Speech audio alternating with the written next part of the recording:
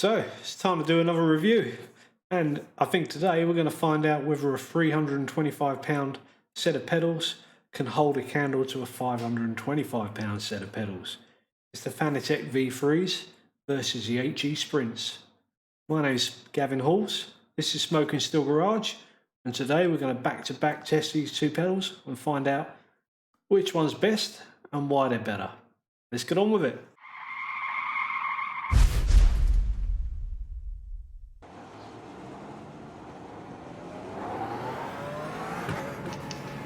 Okay, so we're out on a sunny day in Lagos. I think we've got the track temps at 27 degrees, air temps at 27 degrees.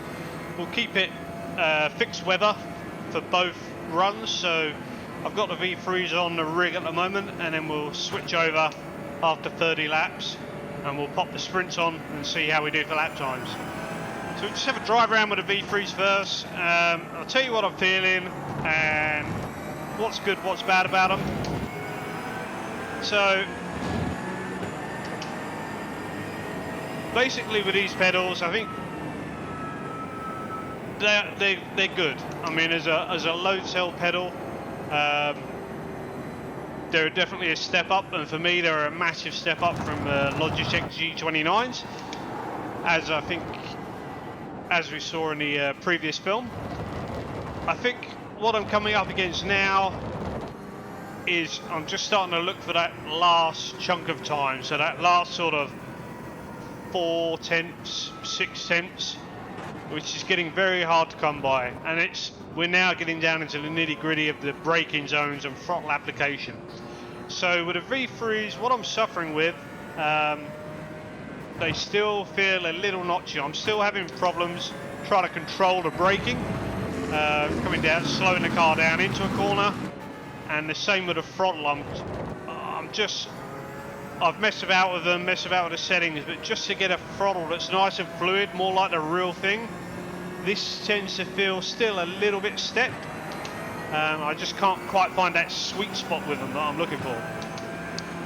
So my pedals in this rig, I've had to modify them a bit to fit the rig. So I've actually had to make a 4mm steel basket for them to sit in, because my rig is quite narrow, and the original V3 frame wouldn't the original V3 pedals with the side plates on wouldn't actually fit between the rails of my rig. So I had to make a completely new basket. What's actually happened is I think I've made them stiffer than what they were as standard. So I've basically taken the sides off of the pedals and made my own little 3mm steel case for them to sit in. It's definitely better, it's definitely stiffer than they are standard, but and I can see with my eyes from here, when I push down on the pedal, I am seeing a bit of flex with the brake pedal. Because of the design of their pedals, they sit on long bars, and there is some flex in the middle of the bar where the brake pedal is. So when you push down on the brake pedal, you can actually see the whole bar flexing up and down. That's nothing to do with a modification I've made. I think that's a design problem with the pedals. Now, any flex is going to take away from the performance side of the pedals. It's going to dull the sensation. It's like having a direct drive wheel on a floppy rig. You're going to lose some of the feeling that you need. I think this is a problem with these pedals. They just always, doesn't matter how hard or soft you have them, it just doesn't feel like the pressure you're applying is transmitting to the actual car slowing down on track. And with that flex as well, that's going to make the pressure unstable slightly, and it might just cause me problems with locking the wheels. So anyway, let's get on with it. Pick the speed up a bit, and we'll go straight off track. So the setup I'm running, the setup tends to be good for 4 or 5 laps with a 911 round into Lagos, and then it does go off. And the reason I've used that is because then it really makes you have to work with the brake and throttle after 5 laps to try and keep the times consistent. So I want to see what the difference is between these two pedals in a car that's going off over a race distance. So the big braking points in the Lagos are turn 1, and then tend to find the other big areas at a twisty sections in the middle where we're sort of slowing down to second, first gear to get the car turned in. You can win or lose quite a bit of time there. So coming around 100 metre border on the brakes, we've got to get the car slowed down. I'm just hooking front brakes all the way into that corner. I'm not going to touch the bars, I'm going to leave it as it is.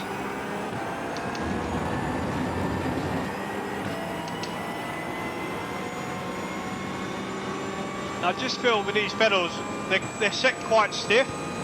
I have loosened them off to try and imitate the sprints a little bit. So down 3 gears, braking's not too bad, and on the power coming out. I'm getting used to the throttle again on the V3s, and getting on the power, it feels like I can get on the power quite abruptly.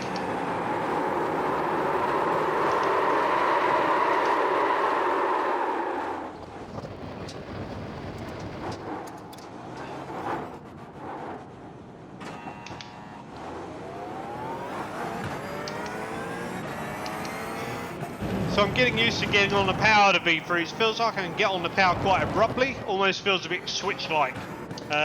You get a bit of progression up to say 70%, but that last chunk of throttle feels like it's straight to 100. It doesn't feel like there's a lot of progression in it, which is good for some corners. And but when you're on a slippery track or you're driving a car with warm tyres that are going off, probably not a great thing to have, because suddenly the car can get a gobload of power and then snap sideways.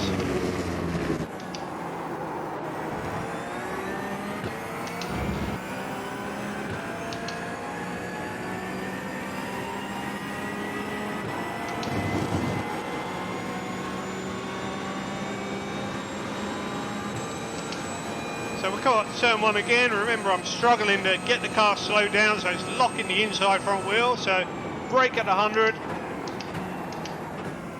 And that's a bit better. It feels slow though. I'm off the brakes by the time I get to the apex.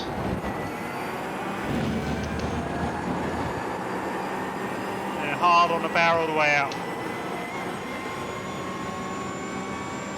Probably going to be a bit better now after first lap, got the tyres warmed up. So braking into turn 4, down 3 gears. And then hard on the power on the way out.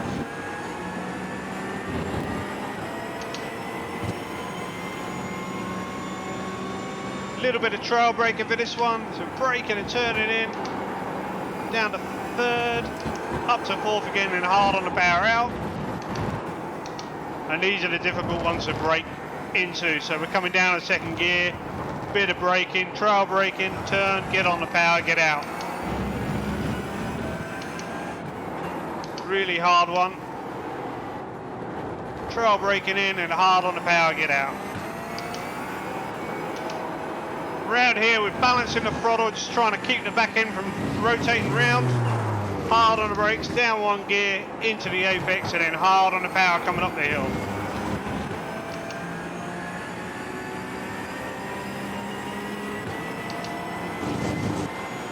So yeah, all in all, the V3s are good.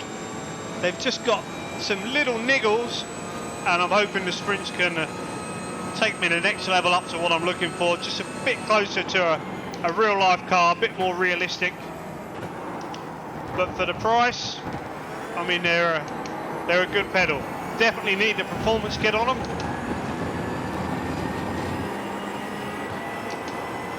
But they're still just, the feeling on my feet, they feel like blocks of wood. They don't feel very refined, and I can feel a lot of movement in the pedals, a lot of flex, a lot of sideways movement. They're not quite put together perfectly. They feel a lot closer to the real thing than the G29s, obviously, but they're not quite as close as a very well engineered set of HE pedals are going to be.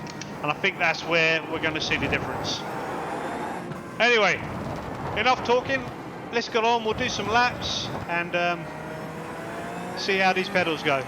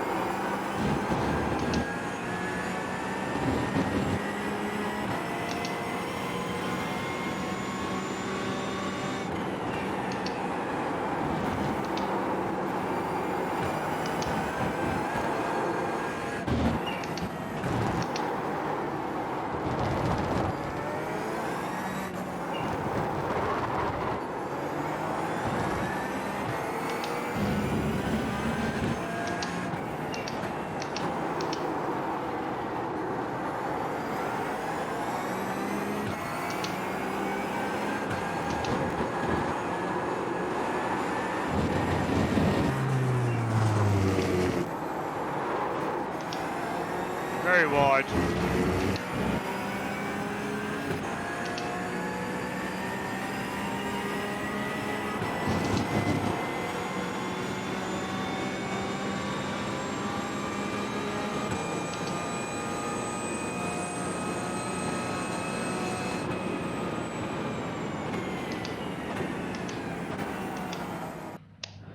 Alright, so I've got the sprints on the rig now, so let's go out and do a couple of laps and I'll tell you exactly what I'm feeling as I'm driving around. So we're back at Interlagos, same conditions, same track conditions, same temperatures, same setup, everything's the same as the V3s. And let's see how we go. So, I mean, the first thing to talk about with the sprints, the main reason they're just going to be better than V3s is the software that comes with them.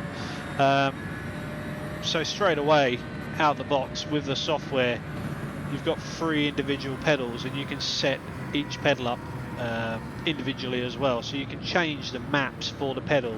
So you can by changing the maps you can change the way the pedals react to the pressure. You can change the curve of how the pressure or how the inputs are on the pedals. It's amazing. So I'll show you I'll pop the software up on the screen so you can see. For now I've just set them up as to how I've been advised. So I actually bought these pedals from MyDash Simulations in the UK, and Matt, who runs MyDash, is a really great guy, super helpful. So he gave me his settings that he runs on his own personal set as kind of a starting point, so that I can get on and do this video. So thanks a lot for that, Matt. So yeah, we've got a pretty good starting point to start off with, but you can adjust so much more on these pedals than you can with the V3s. I mean, like most load cell pedals with the rubber bushes, obviously you can change the rubbers to make them hard and soft, and you know, you can change the angle of the pedals, the pedal throw, the distances. You know, that's pretty standard. But then with this software as well, where you can actually go in and map them individually, it just gives you complete infinity of settings. You can literally spend your whole life just messing with the settings, and if that floats your boat, then these are the pedals you need. You can just waste every day of your life just messing with the settings. But also there's so many people running them. There's a lot of info out there, and a lot of people are quite willing to share their settings as well. It's just finding what you're used to. So straight away out of the box, they just feel like the V3s felt a bit toyish. These feel a lot closer to real life, like under my feet. The quality, there's no movement in them whatsoever. The V3s, you can just feel a tiny little bit of play, and at this level, that makes a lot of difference. With the sprints, they feel like a normal race car. Pressure feels really good out of the box. I'm just going to steady this first lap, but going into there, I just full control of the braking all the way in. It just feels like every little bit of pressure I'm putting on the pedal is making an input or sending a signal to the PC for the game. The throttle pedal feels amazing. The spring on the throttle pedal is perfect, absolutely perfect. Considering it's not connected to a throttle body on a real car, it feels very realistic. It feels just like a normal fly-by-wire throttle on a normal road or race car that we get nowadays.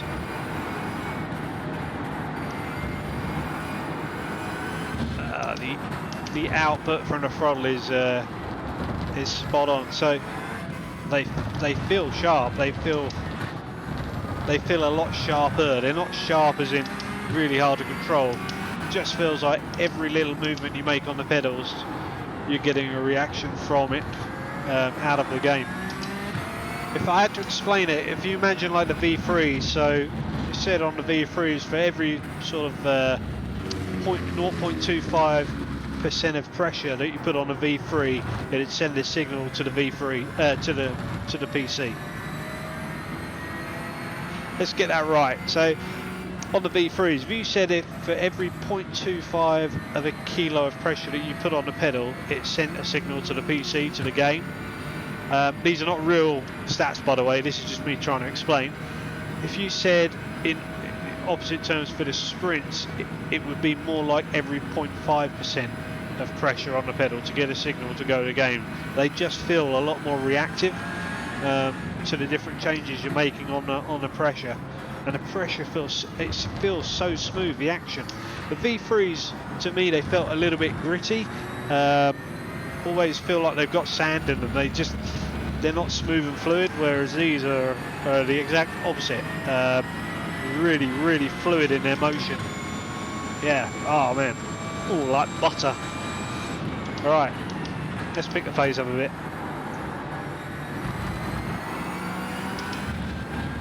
I just feel a lot more confident on the throttle coming out of the corner with these. I don't know why that is.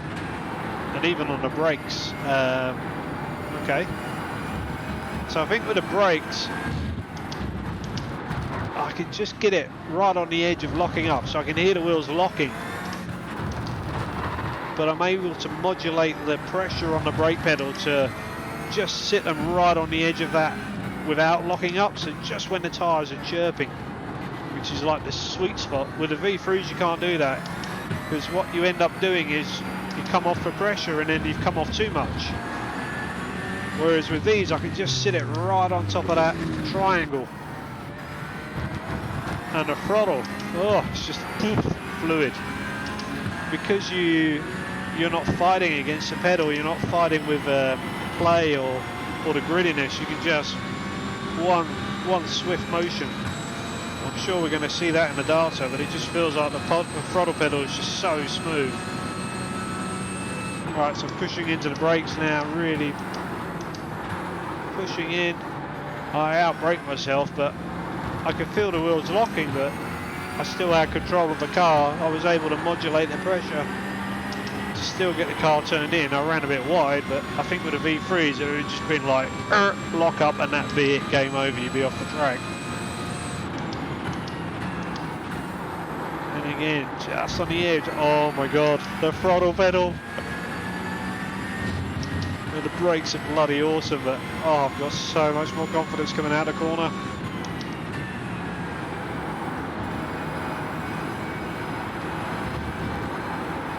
Yeah, the throttle's amazing.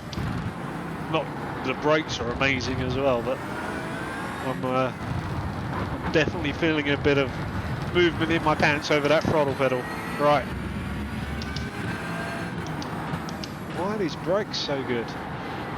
It's just the precision. I think it's taking so much more input from the pressure than the V3s. You're just able to get on the edge. You've just got so much more scope for input with these pedals. I mean, we're running like 2.3 seconds slower than normal. We've got to get used to them, but I know I'm going to be quicker. I mean, I'm already seeing green bars in some of the corners.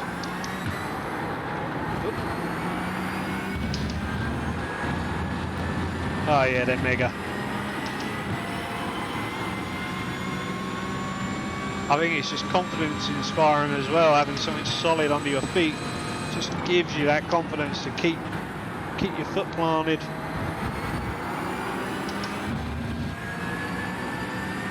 I'll tell you what, they've woken this VRS Direct Force Pro up as well. It feels a little bit different in my hands, which is really, really random. I don't know, it's just because my confidence is raised by the pedals, or because the PC is getting so much more input from the pedals, it's helping the wheel pick up some more definition, but the wheel definitely feels a lot more overall. I'm just getting so much more feedback. I'm not sure if that's actual physical feeling or if it's just my confidence in the pedals. As maybe I'm not having to think so hard about the pedals, so I'm able to take in a lot more feedback from the wheel, but it feels different for sure. It feels different. I think they just complement each other.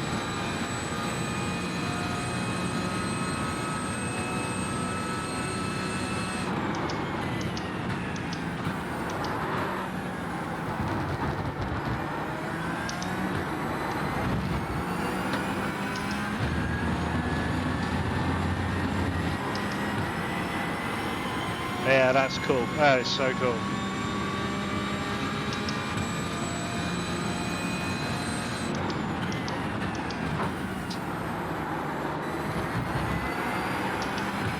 We're going to keep going because this is a pretty tidy lap by the look of it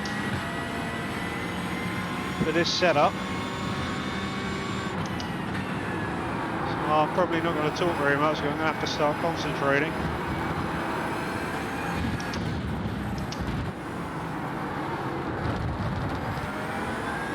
That's the bit through there.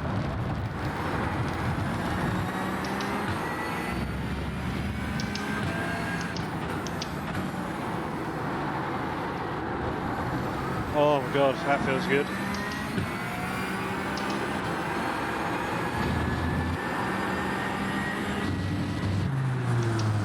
Hard braking into there, it just feels mint. So much more control. This isn't a bad lap. This isn't going to be a bad lap. For the setup, I think we needed a 34.8. Not too far off it. 34.9. That would have took me a lot of laps to do with the V3s. Wow, yeah, they're just awesome. That's the only way to explain it. So I haven't even tickled the software yet. I'm running on what Matt's advised. Obviously, that's pretty good. Going to be a pretty good base, but there's always room for improvement. You know, everyone's got their own preferences. They're amazing. So where does the money go? Why do they cost a little bit more? Probably nearly double. It's in the feeling. So the quality of the pedals overall is just another league on from the V3s. Like I say, the V3s feel a little bit toyish in their design and the way they produce. These feel real. You've just got far much more adjustability in the pedals themselves, like mechanically in the pedals, than you have with the V3s. And then on top of that, you've got this software. It's just a win-win-win. I don't know if they're going to be like, you're not going to, I don't think you're going to find half a second in them over the V3s. You're probably going to be out a lap, pretty much the same over a hot lap. I bet the V3s will be a lot more of an interesting hot lap in terms of having the car locked up and doing all sorts of dancing.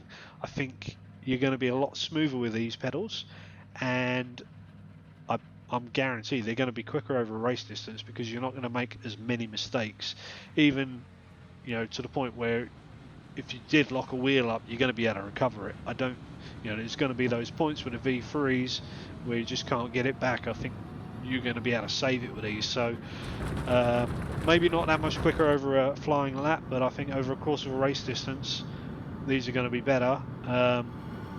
For sure, they're going to help you overtaking because you've got so much more control on the brake pedal, and also getting on the power out of the corners. So I think, yeah, over a race distance, these are gonna kick some butt.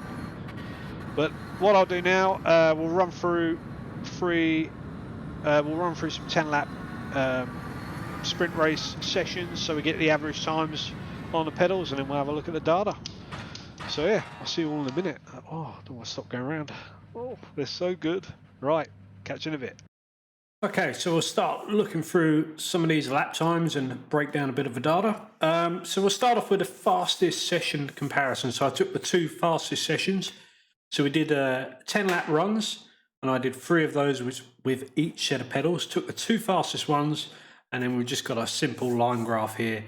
And I'll just talk you through. So, I mean, you can see there, it's pretty close. It's actually closer than I thought it was going to be. But I think what this line graph is showing us are 3 main points. So that is, and this pretty much correlates with what I said when I was using the sprints for the first time, which is you're going to have more control at the start of a session. So when the car's on cold tyres, just because you've got that a little bit more definition in your inputs, you can have a little bit more control with the car when the rubber isn't up to temperature. So we can see that there, the sprints are quicker on that opening lap. Now, once everything starts to get up to temperature, it does even out. I think, you know, the 2 pedals are quite close together in performance. But the second issue, and again, another thing I brought up when I was driving the sprints, is that you're going to make mistakes with both the pedals, but I think with the sprints, you're just going to be able to you'll make errors, but you'll be able to control it, and you'll be able to keep your speed and your momentum and your lap time very similar. And with the V3s, if you lock a wheel, if you suddenly get the car braking sideways or trying to rotate around out of a corner, it's really hard to recover because you just haven't got much more left in the pedals. You haven't got that definition, that feel. Whereas with the sprints, you can make these minute, tiny adjustments that help you get the car under control a lot quicker. And we can see that in the middle of this graph. Obviously, I think it was just literally a brake lockup with the V3s, and it's knocked half a second off the lap time. So then we roll on to the end of the session, and again, same problem. So now, as I said, with these setups, the tyres towards laps 8, 9 and 10, the tyres are starting to go off a bit. Car's starting to move around and losing a bit of a front end, coming into a bit of understeer. And again, that last lap, lap 10 with the V3s, again, another mistake and a chunk of time lost. Overall, as I say, they're pretty close together in performance. It's just these tiny, minute errors that are going to cost you time. And I looked at all three sections, but this one was actually the closest. So these were the two fastest times, and I thought it was the best one to show you guys. So then moved on to the average 10-lap session time. So we got the V3s there with 15 minutes 52 seconds 0.260, and the sprints came up with 15 minutes 50.203. So there's a solid two second difference there, which, you know, over 10 laps. So if you say that's over 20 laps, then you're up to 4 seconds difference. So that's quite a considerable chunk of time. Can make the difference in a tight race between coming 7th and coming 3rd or 2nd. So yeah, big chunk of time to be gained there. And I think mostly, again, that's just out of consistency. There's not that much differential between fastest laps, but just being able to consistently hold those times together is where this time's being found. So yeah, really interesting. So out of the 30 laps I did with each setup, we took the average laps. So we got the V3s there with 35.205, and then the sprints a lot better there, so 35.003. So it's 0.202 difference, which is quite a gain. And you know, that just goes to show, again, like I was saying, with the sprints, you're just going to be that more consistent, because even though, you know, everybody makes mistakes, we make tiny errors, but you're going to be able to work around those mistakes and still maintain your speed and keep those lap times. I think with the V3s, you know, you can do a fast lap, but then the next lap you might lose half a second because you locked the wheel up and you just can't get it back. So that's what's showing here. Yeah, pretty good result. So next up, we'll do the fastest lap comparison. So these were the fastest laps I was able to do with both setups. So we've got there the V3's really good lap with this setup, which is a 34.960, and the sprints just pipped it, 34.803. Now you actually saw when I was doing the session earlier with the sprints, dip down into the 34s there. Wasn't really able to improve much more on that time. Got an 803. So with this setup around this track with the temps, really strong times. So it's like 1.57 difference, which over a single lap isn't that much, but you know, it's still an improvement. And over a race distance, we're going to see a lot bigger gains. So really cool. And like I say, showing that there's not that much difference. I think the difference being the V3s, your fastest lap in the V3 will be a lot more eventful. Whereas with the sprints, you'll be able to do the lap. You'll probably be able to do 2 or 3 laps within a couple of tenths of that lap time as well. Whereas with the V3s, it will tend to just be a one-hit wonder. Okay, so let's go through some of the data and see if we can explain where the sprints are getting an advantage over the V3s. So I'm just using VRS driving analyzer for this, so it's free. So if you haven't downloaded VRS already, then do go along and download it. 'Cause it's a really valuable tool. Get quite a bit of content for free, and you get access to the data, so you can actually compare your laps and see where you need to go faster and where you need to slow down. So it gives you optimal laps to aim for, and it's just going to help you to improve your driving. Anyway, so I've picked out one of the corners at Interlagos. Got 2 laps. So the blue line is the sprints, and the red line, dotted line, is the V3s. So I've selected 2 laps that were around about the same fuel. So we know the temperature and the track conditions are exactly the same. So I've got 2 laps that are around about the same fuel. The sprints were quicker out of the 2 laps, but just it's a good comparison just to see where they're sort of getting their edge and what's going on. So what corners is this? This is turn 10 and 11. So towards the end of the lap, the last really tight right-hander corner. Really tricky little corner. You're braking and turning slightly as you're coming into it, and then you've really got to get the car slowed down for the apex, and you're trying to fire the car out the other end, so hard on the power as much as you can, but you're turning as well, so you're trying to basically hold it flat through this long sweeping left-hander. So really tricky, little complex. I think it's a pretty good show off of pedal performance and what's going on, and also my not so great driving performance. Anyway, if we look at the top, we've got speed, then we've got the time difference, we've got the line. So this line tells us where we are on the track and how far off the line we are. We've got the throttle map, so this shows us when it's up here, it's 100%, when it's down here, it's at 0. So full throttle and no throttle. We've got the same with the brakes, so pressure of the brakes, so 60% on this corner is at the top, and then 0 at the bottom. And then we've also got steering angle trace, so it's picking up every little movement of the steering as we go through the corner. So if we look as we come into the corner, you see, you might be able to just see there's a little red cursor there. So we're coming into the corner, and you can see here. So this red line, dotted line, is the V3s. So we've actually come out the throttle earlier than we did with the sprints. And if you look down at the brake graph, we can see I've started to brake earlier with the V3s, and then with the sprints it's a little bit later. It's probably 2 or 3 meters difference in the braking.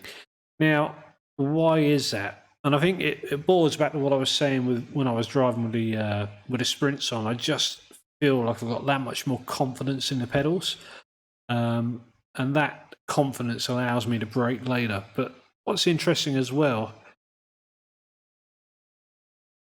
if we look here, you can see I'm on a completely different line with the sprints. So not only is my confidence going up in the brakes, but as I said, we're also doing a lot of braking and turning around this corner. You can see we're turning the car quite hard, but we're still braking as well. So not only has my confidence gone up in the brake pedal itself in a straight line, but also my confidence to control the car under braking has gone up, which has allowed me to push the car right out to the outside of the track. So, you know, at this point here, we're 2.9 meters across the track. So I found a whole load more track to play with. And that's allowed me to basically carry more speed through the corner. So if we look at the top here, from the initial point where I start braking, we can see here the red line goes lower. So this is the speed. So you can see I've already gained an advantage because I'm traveling into the corner a lot quicker with the sprints, and the V3s have actually got on the brakes quite hard, slowed the speed down. Now the other interesting thing for me is the brake graphs, and what's going on here. I'm seeing this at nearly every corner. So this is a big point of difference between the V3s and the sprints. So if you look at the V3s, it's pretty nice and steady going up, but then it really curves off at the top. There's a really slow and horrible curve at the top. With brakes and with throttle, what we want is sharp, snappy lines. We want straight lines as much as possible. We want them to snap up near vertical, and when we apply the throttle and brakes, and also when we take them off. So what you can see here is this really sort of drawn out slow arc on the V3s, but then if you look at the sprints, it snaps straight up to 60%. So V3s, my maximum brake pressure will be here, so it's about 46.5% maximum pressure on the brakes. And then if you look up to the V3s, we're right at the crest of the V3 mountain there. It's 59%, so it's over, what's that, 12, 13% over what I was doing with the V3s. Now, because I've snapped it up there quite quickly, obviously I've applied more pressure to the brakes. That means I get the car slowed down faster, harder in a shorter distance. It also means I can come off the brakes a little earlier as well. So you can see trace here catches up. So this is where this speed's come from. So I've gone into the corner, braked sharper and later, carried more speed in, and then I've managed to catch the V3s up at the bottom and get the car down to nearly the same speed at the apex. So if you look at the apex there, I've actually gone under, so I'm traveling 5 kilometers an hour slower than I was with the V3s. Even though with the V3s I started braking earlier, I've managed to slow the car down 5 kilometers an hour less this time. Now, what's happened here is, so we've got a lower apex speed and earlier, and what that's allowed me to do then is to jump on the throttle earlier, so get on the power earlier in the corner. So at this point here, I haven't even really apexed.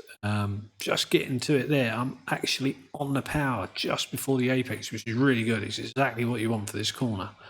So you can see a lot more confidence there, getting on the power, probably 4 or 5 meters earlier, on the power, bringing the car up to speed. So at this point here, just coming out the corner, we're at 81 kilometers an hour with the sprints, only at 75.2 with the V3s. So by the time we've exited the corner and we're on full power on both pedals. So look there, so we're at 100% on both pedals. I'm at 96 kilometers an hour with the sprints, and I'm 6 kilometers an hour slower V3s. And you can see there with the speed line carrying a lot more speed. That equates to more time, so we're faster at that particular part of the corner. Again, because I've turned in wider and later, I managed to keep the car over to the right hand side, which gives me a much more open track to use going through this long left hander. So it means I'm able to get on the power all the way through there. So you can see traveling down, coming to the turning point now. At this point, we're 3 kilometers an hour faster. Just come. Yeah, so we're 3 kilometers an hour faster because we've got up to that speed a lot quicker. I'm having to lift out the throttle earlier with the sprints to get the car turned in. But you can see I'm still on the power with the V3s. So at that point there, the V3s do just jump ahead ever so slightly. You can see on the speed graph the red dots just getting up there. But because I've had the lift, got the car turned in and balanced, I'm then able to get back on the power. Whereas at the opposite time, with the V3s, because I'm much later, because I'm playing catch up and I'm much later off the throttle, I've had to take an even bigger lift to get the car turned in. And if we look at the steering angle, what I'm actually doing is fighting quite a bit of understeer through the corners with the V3. So if you look at the angle of the wheel, as we get further around the corner, you can see that this tells me I'm turning the wheel left, and you can see with the V3s, I'm putting more steering lock into the wheel to get the car around the corner. So I'm fighting quite a bit of understeer. Actually, because I've tightened the corner up here, I'm having to turn it a lot tighter. Let's just chase that through the corner and see. See, I've just got that steering lock on all the way through.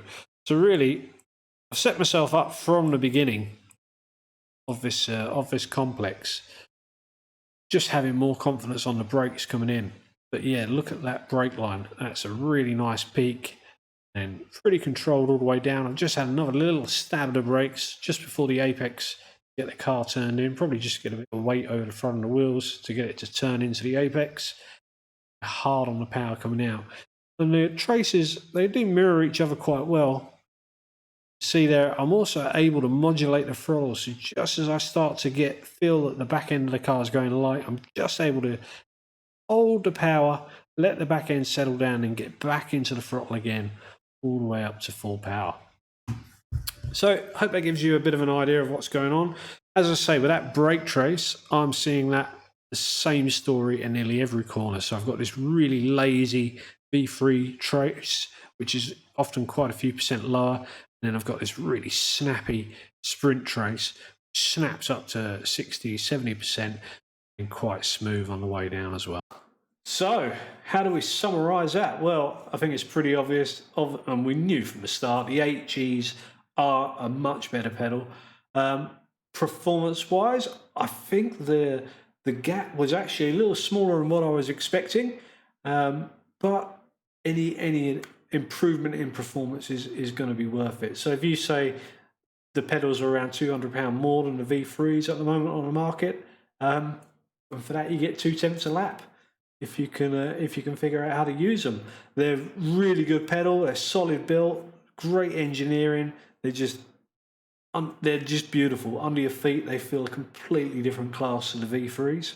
And the added bonus is the software you get with them. So you're able to map those pedals to suit yourself, to suit every different car that you drive. And it's literally a case of jumping from one car to another, a couple of clicks of the mouse, and you're all set up with different maps ready to go. I don't think you can beat that for £525. I think the prices at the moment in the UK, that's pretty good value for money. My way of looking at it is, if you went to any race team in the world right now and said I can make you 0.2 a lap quicker for £525, they'd all throw their money at you straight away. That's quite a considerable chunk of time. 2 seconds over a 10-lap race distance. So that's a fairly considerable chunk of time, and I'm sure you'll all be looking at your race results now, just figuring out where an extra 2 seconds would put you up the grid if you're in quite a close championship. So where does that leave me? Well, obviously I bought the 8Gs to do this video, but I'm going to keep them. I love them.